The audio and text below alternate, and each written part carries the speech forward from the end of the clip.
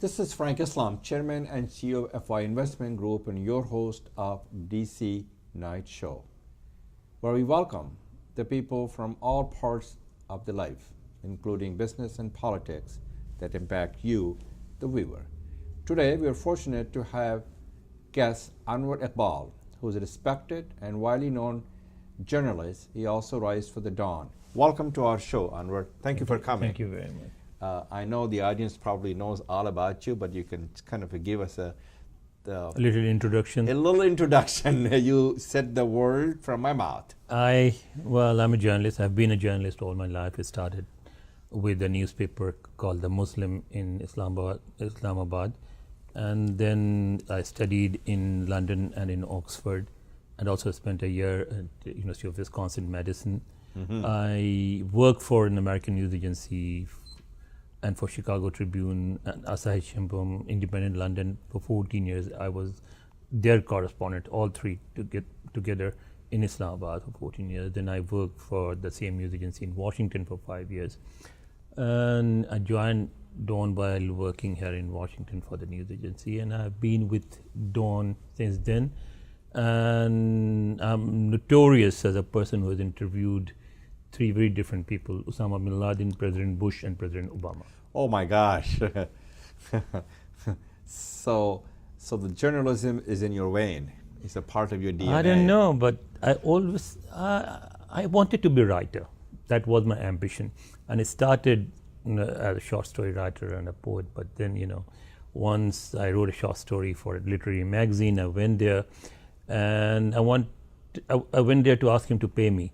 And then I realized that's when, while I was sitting with him, the owner of a local restaurant came and started asking him for paying him back because he hadn't paid his bills for several months. Right. So I realized that there's no money in it, and that's when I decided to move to journalism. So what do you think of the U.S. election, what that means to Pakistan? And is the Republican good for Pakistan or the Democrat? If you are sort of talking about from Pakistan's perspective, then the answer will be different.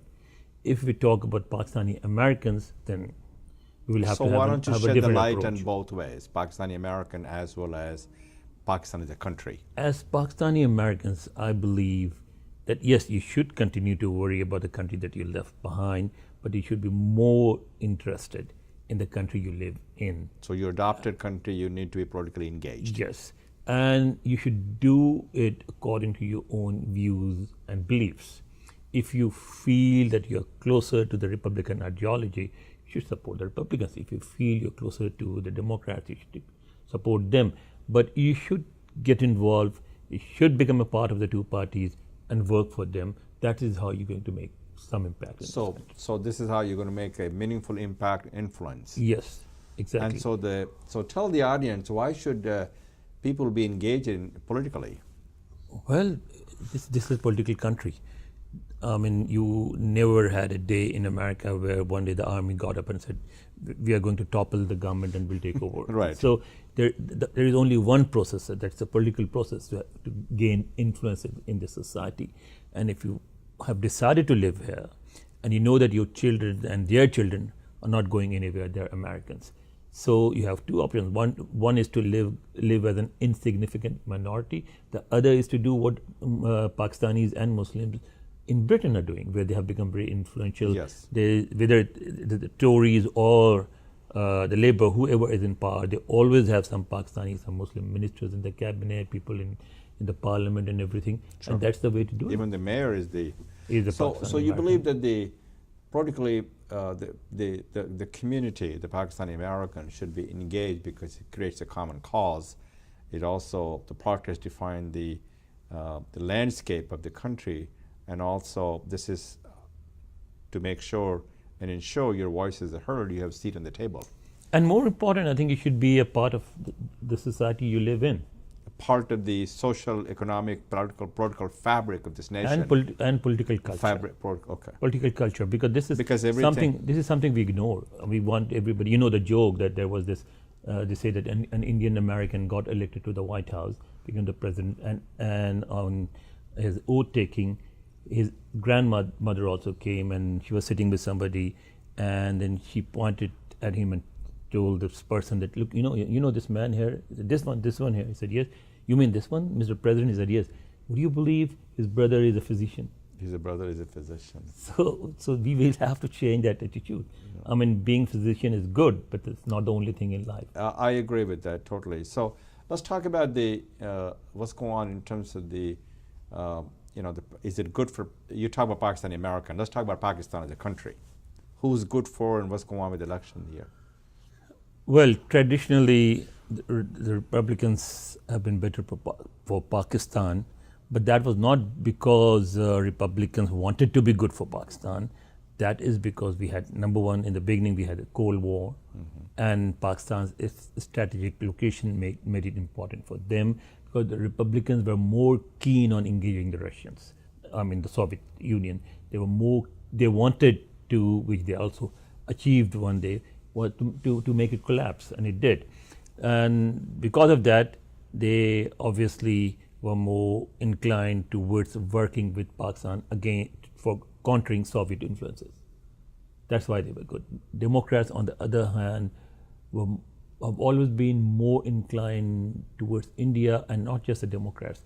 Left-leaning political parties all over the world, even in the Muslim world, have some sympathy for India. That's a fact. So, but I think now the situation is different. There is no Cold War, and the Afghan war is, I will not say it's ending, because I don't think it's ever going to end, but the Americans are reconsidering their involvement in Afghanistan.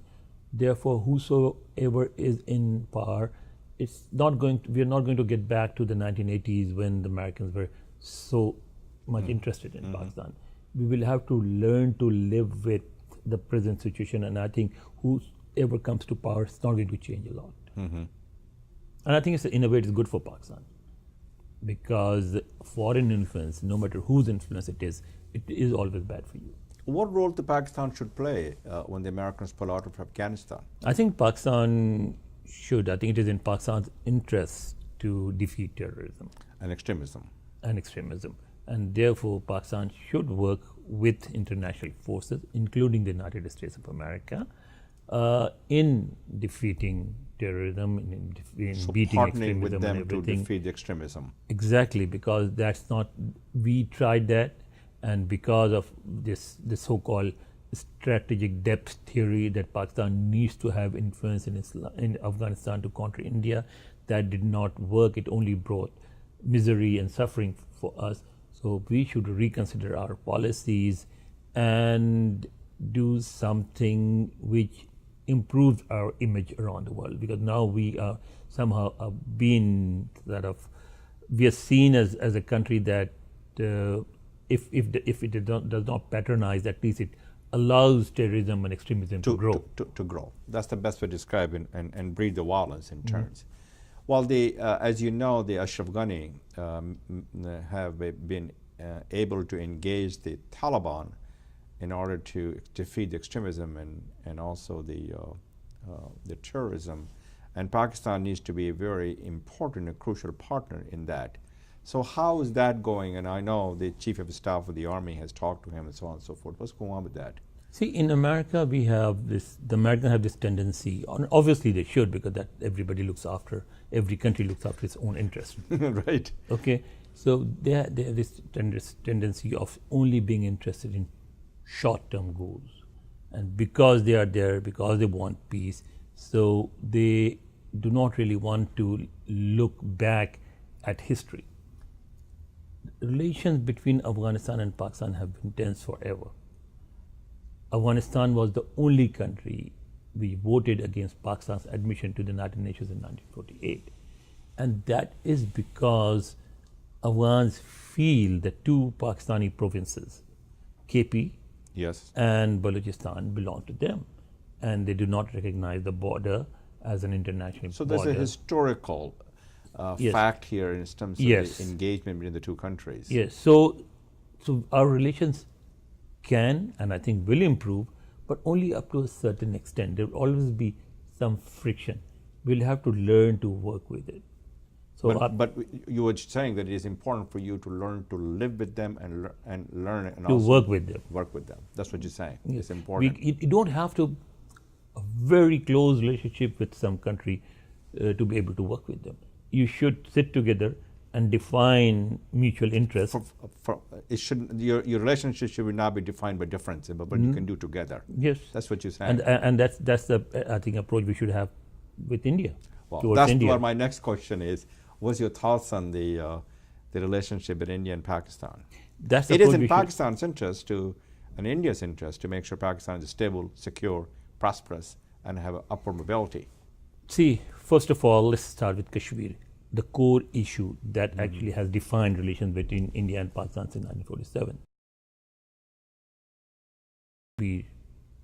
Kashmiris to have the right to decide whether they want to stay with India or want to join Pakistan. Correct. Or want to be independent or whatever. But the reality on the ground is a little different. In human history, you never have had a country which is 6 times bigger and now probably economically 20 times stronger and militarily 10 times stronger than you, and that country gives away a part of its territory to you. That's not going to happen. That's not going to happen. So you will have to find a way that, I think both India and Pakistan... Can they seek a common ground? The common ground is there. They both need to realize that the most important factor in this dispute are the Kashmiris, the people of Kashmir. So you should come up with a formula, with a solution, that satisfies the Kashmiris. So we should make some sort of arrangement that makes people on the Pakistani side of Kashmir and the Indian side of Kashmir to stay, engage with each other, to travel. Like whenever the borders are relaxed, there are people who come over and get and arrange marriages and all sorts of engagements and everything happen. So we should make life easier for them, and we should let time decide it. If the Kashmiris do not want to live in India or under Indian control, India can only keep them for so long. The day will come when they will be able to get out of India. If they do not want to live in Pakistan, they cannot be forced to live in Pakistan or with Pakistan. They will one day secede. So just relax, let the Kashmiris decide their fate, and for the time being, stop fighting over Kashmir. Good advice. Did you give that to the Prime Nawaz Sharif? Well, I write. I hope they read it. Going back to the U.S. election, you talk about the Republicans were better because of the historical facts in terms of the presidency. So who's better for the Muslim American, and does the Muslim have a future in the United States? Muslims have as much a future in the United States as they do in Europe, where their impact is greater than it is here. They are passing through a difficult phase, but I do not believe that this is the end, that they have reached the wall and that's now one day they will have to go back en masse to wherever they came from. That's not going to happen. They are here to stay. Yes. And the integrators are part of the socially, economically, and politically. Yes. But Muslims should also realize that they are not living in a Muslim country. Yes. In America. They should not, like you have some fringe groups in Britain, or they are not so vocal here, who want to impose Sharia in Britain. No, that's true. Okay. You cannot impose Sharia in Britain or in America. These are not Muslim countries. Right. You cannot demand that your family laws, your religious laws should be adapted as the law of the state in this country or any other non-Muslim country. That makes sense. And Islam also teaches you how to live in a non-Muslim country. Dignity and peace. And equality. And there are very clear guidelines about that. Yes. We should follow those guidelines, and then we should not confuse political issues with religion. For instance, a lot of the things, including 9/11 that happened, there were political factors behind it. Issues like Kashmir, issues like the Palestine, issues like Cyprus, all these issues that cause frictions and ultimately they erupt. And what we tend to do is we turn everything into a jihad, and we give it Islamic disguise and we fight in the name of Islam. And those who are against us, they also say that, look, this is how Muslims are, this is how Islam is. Actually, we should be very clear and we should let the world know that this has nothing to do with Islam. These are political issues. Let's find political solution for them. There are certain issues, economic issues. For instance, the Taliban. I mean, why the entire Taliban leadership comes from the working class? Very, very poor people. I mean, one of the leaders was a bus conductor, the other was a lift operator. So that means there are economic issues in those parts of the world that need to be addressed, that these people need to be given their due place in the society, that there should be economic justice in that society. And once you achieve that, so you have to be active participant in economic opportunities and equal opportunities. And they should got to be a partner in the prosperity. Exactly, they should become a partner. There is no such thing as sort of you say you should continue to love your country no matter what the country does to you. No, it doesn't work like that. And I would hope that the Pakistan as well as India has the same problem. Yeah, I mean, there's a classes there, and the Muslims confront hostility and open prejudice in some cases, and they're not active participant in the economic mobility and equal opportunity, and they need to become a partner in prosperity. So do you think that the Afghanistan president has and the people have learned this thing, that they need to do that? In Afghanistan? Yeah. With Taliban, that's what Taliban is. And then some Afghan society is a little different from, say, the Indian or Pakistani society. And Pakistan society. It's a tribal society. Afghanistan, when the Afghans say, and this is something that they say a lot, and I think they're right, is that when left alone, they're always at peace with each other. It's a tribal society, and there are very defined both physical and cultural boundaries. And if you let them live within those boundaries, they do not bother you. But if you start bothering them, then they bother you. So all this has started with the Soviet invasion of Afghanistan. And then all sorts of actors were brought from other countries, like Al Qaeda and Osama bin Laden and other leaders. Like there were hundreds of thousands of fighters who were brought from the Middle East, from Pakistan, from India, from everywhere, and they left a particular impact on the society and led to all whatever is happening. So I think the world should make sure that Afghanistan is left alone.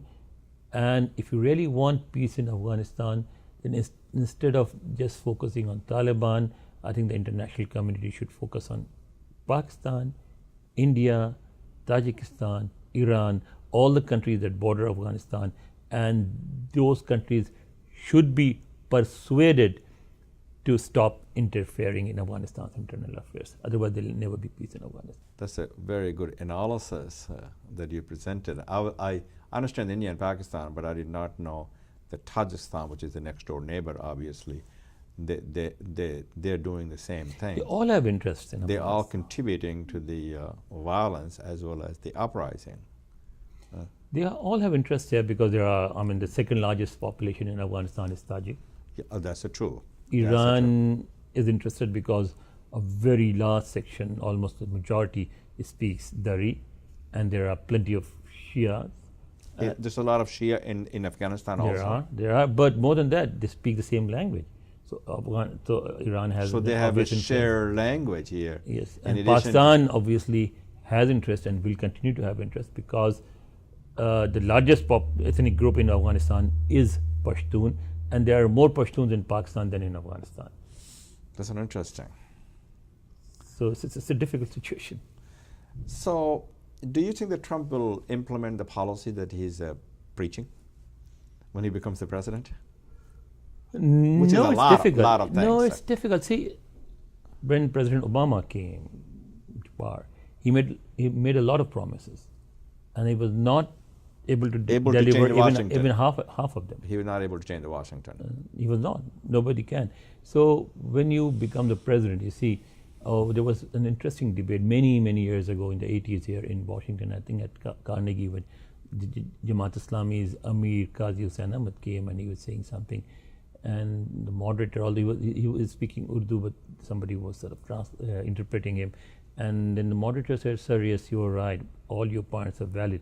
The problem is when you become the president of Pakistan, your attitude will change. He said, no, it will not. He said, yes, it will. And then he explained why. He said, when you will be told that your real strength is this, not what we say publicly, that this is what your army can do, that this is what your nuclear weapons can achieve, that this is what you know. Then when you face the reality, then your thoughts, your thinking changes. Right. So I think Trump will also face the same situation when he is in power, if he is in power. So what's your thoughts about the banning the Muslims and hatred and bigotry and intolerance and all the things that he's talking about, and then versus Hillary Clinton? It's very sad. There is a hope versus fear.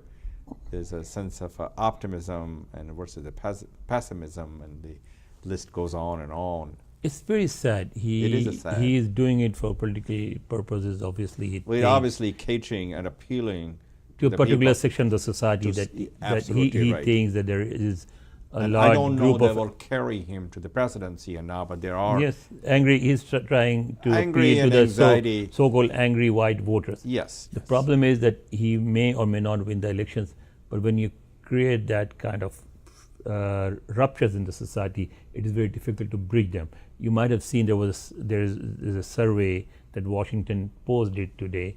We say that not an overwhelming majority, but more than 50% people. So the majority in all 50 states believes that no matter who is elected, he will not be able to bring unity to the country, and that the differences that have been created during this election campaign will remain. And the mood is very, very pessimistic across all 50 states. So I think politicians should not do and should not indulge in such activities just for political gains. They should think of the larger interests of the country that they claim to serve. So he has caused irreparable damage to our society? I don't know if irreparable, but has done a damage that will be difficult to repair. What do you think the Hillary Clinton's relationship with Pakistan would be if she becomes the president of the United States? She is an experienced person. She has dealt with Pakistan before. She has friends in Pakistan. But at the same time, her policies will also be determined by U.S. interests. If the United States is involved in Afghanistan, if it still has troops in Afghanistan, obviously then she would want Pakistan to help stabilize and secure Afghanistan so that she can bring back the troops. And even after the troops leave, Americans would like their legacy to continue. They would like to see a peaceful, prosperous Afghanistan, and they will continue to bring pressure on Pakistan to ensure that. So I think that is something that no matter who is in power, that factor will be there. What about the India and Pakistan relationship? Also, she will champion that to take it to the next height? I don't know. I mean, that depends a lot on how she views China and China's growing influence in that part of the world. If she is as keen as Obama is on containing China, then she will also seek a very close relationship with India. And if she is not, then her policies may be different. But I think whoever is the president will want to contain China. And that is a very dangerous game, because what will happen is that it will not leave no option for Pakistan but to get more closely involved with China. I think Pakistan may end up signing a defense pact with China, and that will create a very difficult situation in South Asia, because and the Indians should also pause a little and think calmly, because all the investment and everything is coming there because there is peace.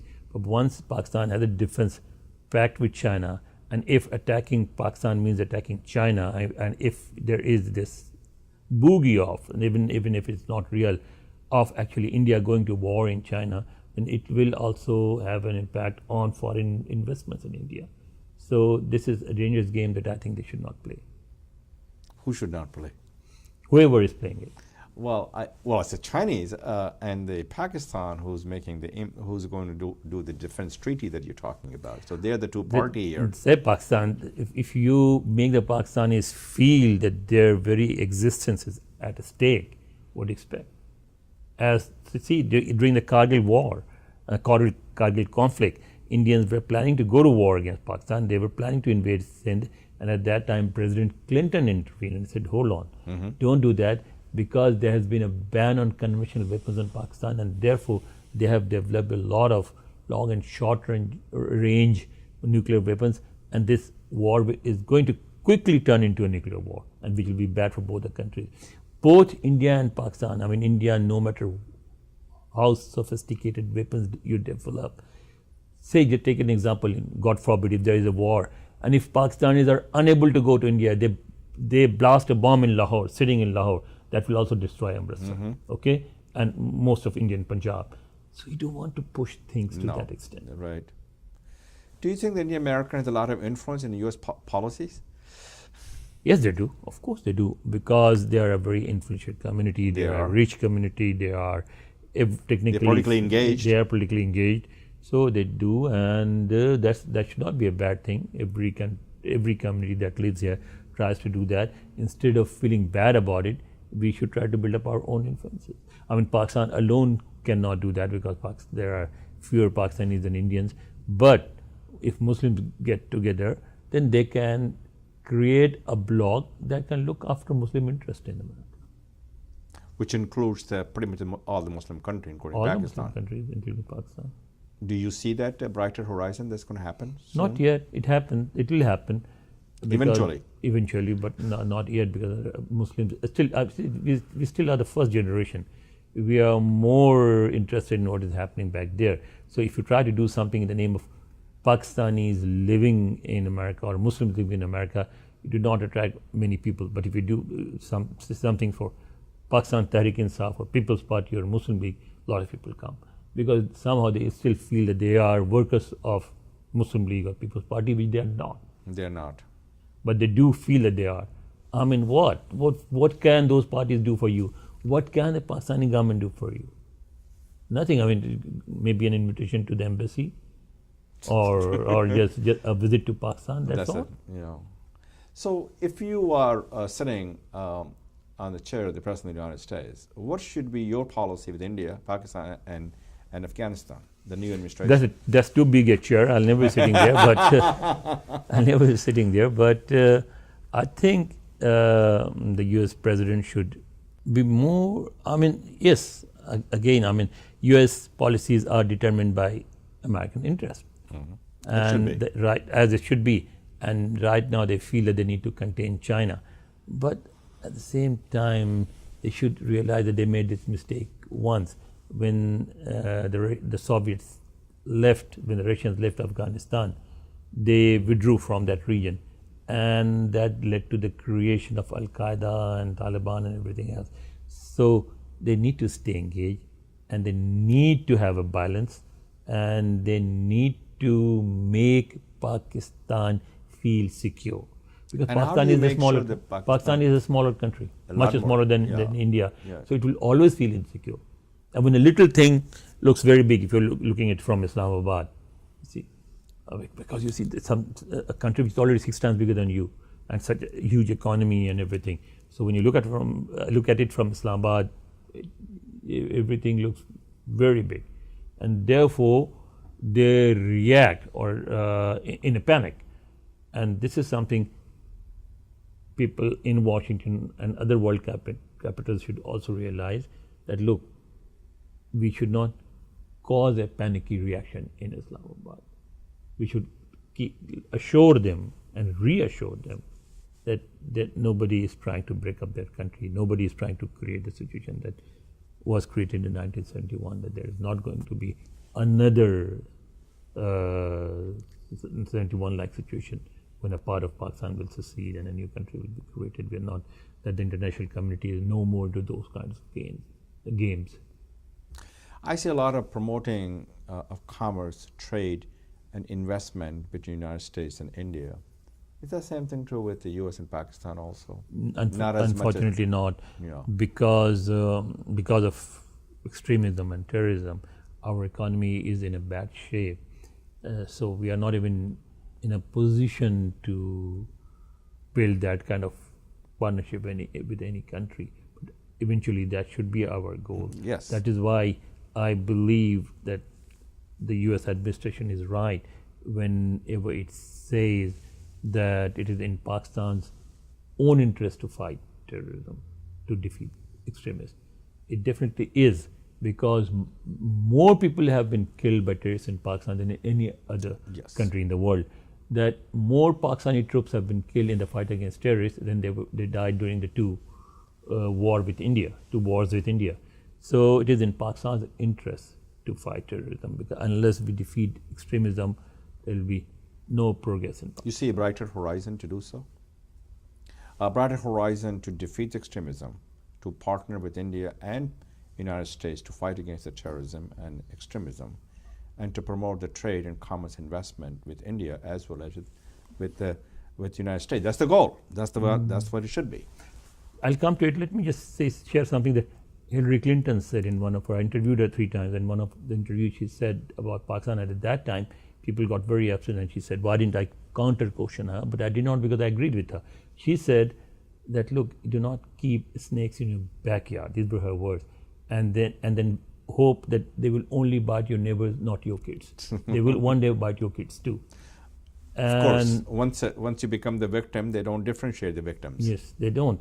So we should not keep snakes in our backyard. Right. Number one. And going back to realization in Pakistan, I think there is. That's why they launched this, Operation Zarb-e-Azb, and they have actually eliminated terrorist havens from the tribal belt and other areas. If Americans feel that Pakistan has not done enough to stop cross-border terrorist attacks, then I think Pakistan should work with America and with other countries to make them believe what they say, that yes, we are not promoting cross-border attacks and we want to contain them. And if Pakistan is not already doing so, then Pakistan should stop cross-border terrorism. Is the Pakistan military, which is very powerful in Pakistan, the army, do you think they have this kind of interest also, as you just said, to be a partner against the terrorism? Why not? Why not? I mean, see, a modern army runs on a modern economy. You have to. That's the best way to describe it. See, so you have to. You need money to buy weapons. You need money to pay your soldiers. You need money to buy fuel for running your tanks and airplanes. And it is in the interest of the Pakistan army to have a functioning, prosperous economy, and that will not happen until you defeat terrorism. How do the Pakistan and United States work together to promote the peace in that part of the region? And what suggestion do you have for the Americans? And also, education, to me, you said a lot more. You get about 200,000 students from India, and I do not hear that proportional coming from Pakistan, and there are several reasons behind it. Education, again, is also a victim of terrorism. I belong to a generation that saw people coming from all over the world for studying in Pakistan. Yes. Every major university and college in Pakistan used to have an international hostel, okay, where you had hundreds of foreign students. It doesn't happen anymore. Okay. Instead of opening new and better schools and colleges, we opened hundreds of madrasas. And the madrasa is teaching people a history, not training them for the 21st century workforce. Well, that is much more complicated than that. And here the Americans should also admit their guilt. You know, the curriculum for this madrasa was written by a professor from University of Nebraska.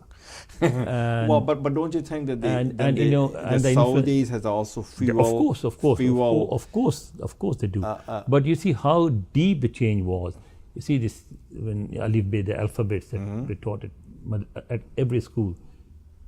In madrasa, they introduced new books written by this person. We used to read Alif Anar. A for apple, okay, and Bakri, B for whatever, okay. Right. Now that has been That was changed or has been changed in madrasas to Alif for Allah, Bay for Banduk, Kaf for Kafir. And even in mathematics, they used to introduce questions like if So a rifle has if your rifle has a range of so many yards and a kafir is standing at such a yard, so how many yards do you have to cover to shoot him? If you do bring that kind of changes, that impacts the mind. It does. And it madrasa, stays. Madrasa is not only a problem in Pakistan, it's a problem for the Muslims in India as well. So instead of what I say, see, once I went with a British TV channel to interview a mullah at a madrasa, and we filmed the kids and everything, and the living conditions were bad, and so I got very upset with the mullah, and I shouted at him, and he said, "You guys just shout." I said, "What do you mean?" He said, "Look, nobody's stupid. The people who bring their children here, they bring it only because we give them 2 meals a day and 2 pairs of clothes a year. Now, if you were to open an English medium school next to my madrasa and give them just what we gave them, 2 meals a day and 2 pairs of clothes a year, do you think anybody would want to come to madrasa? They would go to that English medium school because everybody knows that they will have a brighter future. So how do you change people's mind to make sure we can cultivate that relationship, not only in madrasa, but also madrasa where there is a learning in terms of education with the English medium? How do Pakistan and India is no different. I don't know. For the Muslims. Let's talk about Pakistan because I know it well. That's my country.